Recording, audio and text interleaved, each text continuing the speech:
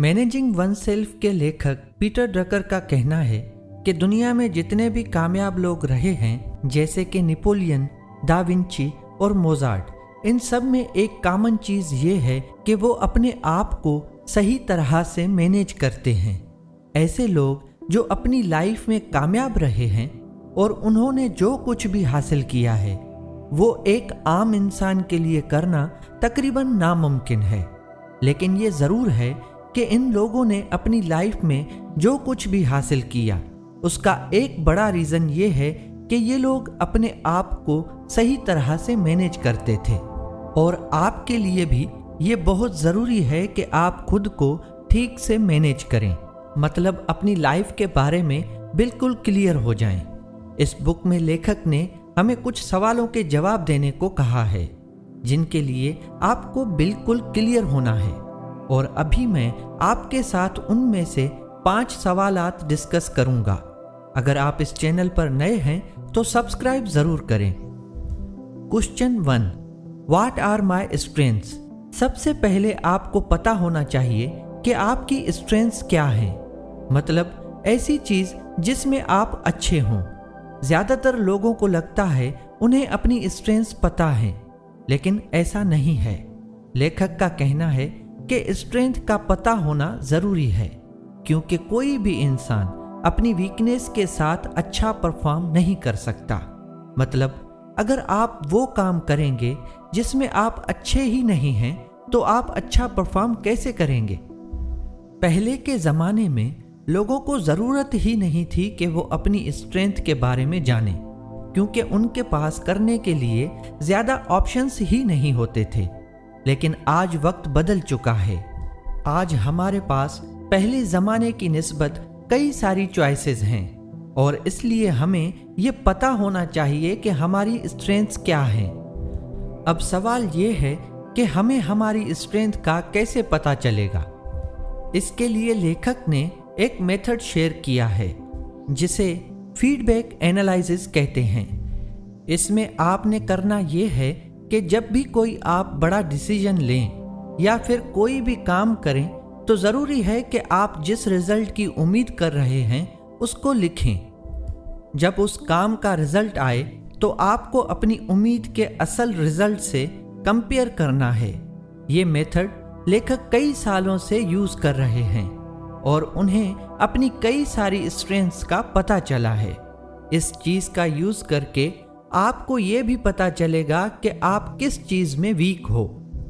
आप अपनी स्ट्रेंथ का पूरा फ़ायदा उसी वक्त ले सकेंगे जब आप अपनी बुरी आदतों को सही करेंगे, और आपको इन बुरी आदतों के बारे में भी फीडबैक एनालिसिस से पता चलेगा।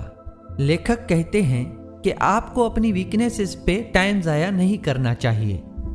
बहुत से लोग अपनी वीकनेसेस को इम्प्रूव करने की कोशिश करते हैं, लेकिन इससे आपको ज़्यादा फ़ायदा नहीं होगा। इसके बजाय आपको चाहिए कि आप अपनी स्ट्रेंथ पर काम करें और अपनी वीकनेसेस पर टाइम ज़ाया न करें। Question 2, how do I perform? क्या आपको पता है कि हम अलग अलग तरीके से काम करते हैं, मतलब हर इंसान के काम करने का तरीका अलग होता है, और आप अगर अपने वर्किंग स्टाइल में काम करेंगे तो आप ज़्यादा अच्छा परफॉर्म करेंगे। इसलिए ये जानना बहुत ज़रूरी है कि आपके काम करने का तरीका क्या है। खुद से सवाल करें, क्या मैं एक रीडर हूँ या लिसनर? काम करने के तरीके में कुछ खास चीज़ें आती हैं। सबसे पहले आपको ये जानना होगा कि आप एक रीडर हो या लिसनर। बहुत कम लोग ये जानते हैं कि एक इंसान या तो एक पढ़ने वाला होता है या फिर सुनने वाला, और बहुत कम लोग होते हैं जो दोनों ही अच्छे से कर पाते हैं। अगर आपको पता होगा कि आप एक रीडर हो या लिसनर तो इससे आपकी परफॉर्मेंस इम्प्रूव होगी। दूसरी चीज़ जो आपको जाननी है वो ये है कि आप लर्न कैसे करते हो। कुछ लोग रीडिंग करके सीखते हैं, कुछ लोग लिसनिंग, और कुछ राइटिंग के ज़रिए सीखते हैं। कुछ लोग उस काम को करके और कुछ तो बोलकर भी सीखते हैं। आपका जो भी लर्निंग स्टाइल है आप उसी तरीके से सीखो। अगर आप उस तरीके से नहीं सीखोगे तो इसका आपकी परफॉर्मेंस पर नेगेटिव असर पड़ेगा। तीसरा, आपने खुद से ये पूछना है कि आप अकेले ज्यादा अच्छा काम करते हैं या फिर टीम के साथ। कुछ लोग लीडर ज्यादा अच्छे होते हैं, जबकि कुछ लोग अच्छे सबऑर्डिनेट्स होते हैं। सबऑर्डिनेट्स मतलब ऐसे इंसान जो किसी के अंडर काम करे। कुछ लोग ऐसे भी होते हैं जो टीम के साथ काम नहीं कर पाते और अकेले काम करते हैं। इसके अलावा कुछ लोग ऐसे भी होते हैं जो अच्छे मेंटोर होते हैं, मतलब वो लोगों को अच्छे से गाइड करते हैं और सिखाते हैं, जबकि कुछ लोग कभी मेंटोर नहीं बन पाते। Question 3, what are my values? तीसरा सवाल आपने खुद से ये पूछना है कि आपकी वैल्यूज क्या हैं, मतलब वो कौन सी चीजें हैं जो आपके लिए सबसे ज्यादा अहमियत रखती हैं। हमारी वैल्यूज जानना हम सबके लिए जरूरी है, क्योंकि जब हम अपनी वैल्यूज को फुलफिल करेंगे तभी हम एक खुशहाल और तसल्ली बख्श जिंदगी गुजार सकेंगे। इस क्वेश्चन में लेखक एक मिरर टेस्ट के लिए कहते हैं। इस टेस्ट में आपको एक मिरर के सामने खड़े होना है और अपने आप से पूछना है कि आप इस मिरर में किस तरह के इंसान को देखना चाहते हो। अपनी वैल्यूज फाइंड करना इसीलिए भी जरूरी है ताकि आप अपनी और आप जहां पे काम कर रहे हो वहां की वैल्यूज को कंपेयर कर सको और देख सको कि आपकी और आपकी ऑर्गेनाइजेशन की वैल्यू मैच करती है या नहीं। अगर कोई ऐसी चीज है जो आप तो वैल्यू करते हैं, मतलब आपके लिए तो इम्पोर्टेंट है, लेकिन जहां काम करते हो उस ऑर्गेनाइजेशन के लिए इम्पोर्टेंट नहीं है, तो ऐसी सिचुएशन में अगर आप वहां काम करोगे तो आप बहुत ज्यादा परेशानी महसूस करोगे और आपको काम करने में बिल्कुल भी मजा नहीं आएगा। अपनी वैल्यूज फाइंड करने के बाद यह भी जरूरी है कि आप एक ऐसी जगह काम करें जिनकी वैल्यूज आपसे मैच होती हों। Question 4, where do I belong? मतलब आप कहाँ बिलोंग करते हो। वो कौन सा काम है, वो कौन सा प्रोफेशन है जो आप पे सूट करता है।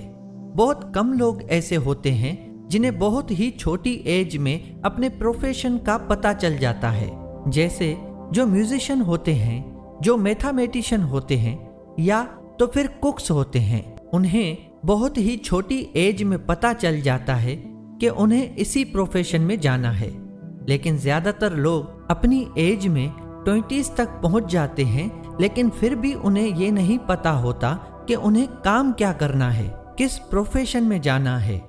लेखक कहते हैं कि इस एज तक आपको इस क्वेश्चन का पता होना चाहिए। Question 5, what should I contribute? पहले के लोगों में और आज के लोगों में बहुत फर्क है। पहले के लोगों को अपने आप से ये नहीं पूछना पड़ता था कि उन्हें क्या कंट्रीब्यूशन करना है, मतलब कुछ ऐसा जिससे सोसाइटी या दूसरों को फायदा हो। पहले के लोग वही सब करते थे जो उससे कहा जाता था, लेकिन अब वक्त बदल गया है। अब कोई भी ये नहीं चाहता कि कोई और उन्हें ये बताए कि उन्हें क्या करना चाहिए। अब लोग अपने आप से पूछते हैं कि मुझे क्या चाहिए, मुझे क्या करना है। बहुत से लोग जब इस सवाल का जवाब देते हैं तो वो सिर्फ अपने बारे में सोचते हैं, जो कि बहुत ही गलत है। ये सब मैंने आपको पीटर ड्रकर की बुक मैनेजिंग वन सेल्फ से बताया है और आज की हमारी ये समरी यहीं पे खत्म होती है। इस समरी को लास्ट तक देखने के लिए शुक्रिया।